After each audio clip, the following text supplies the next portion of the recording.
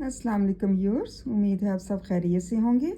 आज का हमारा टॉपिक है उर्दू ग्रामर में तलमी की मिसालें जो है वो मैं आपको बता रही हूँ। पिछली वीडियो में मैंने तलमी की आपको तारीफ बताई थी कि तलमी क्या होती है।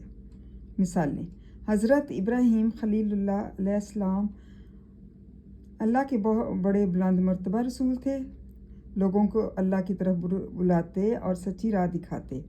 एक मर्तबा नमरूद ने आग को ख़त्म करने का मंसूबा बनाया। लकड़ियों से मैदान भरकर आग लगवाई।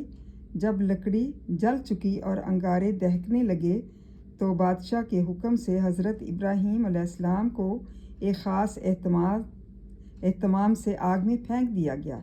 लेकिन अल्लाह ताला के हुक्म से आग ठंडी हो गई और इस मैदान में आग की बजाय चमन लहलहाने लगा। हज़रत इब्राहीम अलैहिस्सलाम किसी तकलीफ़ के बगैर वहाँ से निकल आए। इसमें यह बताया गया है कि हज़रत इब्राहीम अलैहिस्सलाम चूँकि हमारे बहुत बड़े बुलंद मर्तबा रसूल थे और लोगों को अल्लाह की तरफ बुलाते थे और हमेशा सच्ची राह दिखाते थे। एक मर्तबा नमरूद ने आग को ख़त्म करने का काफिर नमरूद ने आग को ख़त्म करने का मंसूबा बनाया कि इनको कत्ल कर दिया जाए।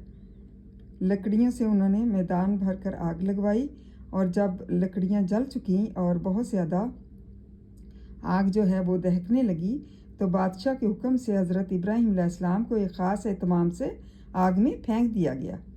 मतलब एक एहतमाम करके जो है आग में फेंकवा दिया गया। लेकिन अल्लाह ताला क्या करना हुआ कि आग जो है वो ठंडी हो गई। यह अल्लाह ताला का सारा करम था कि इस मैदान में आग की बजाय जो है वो बाग लहलहाने लगा।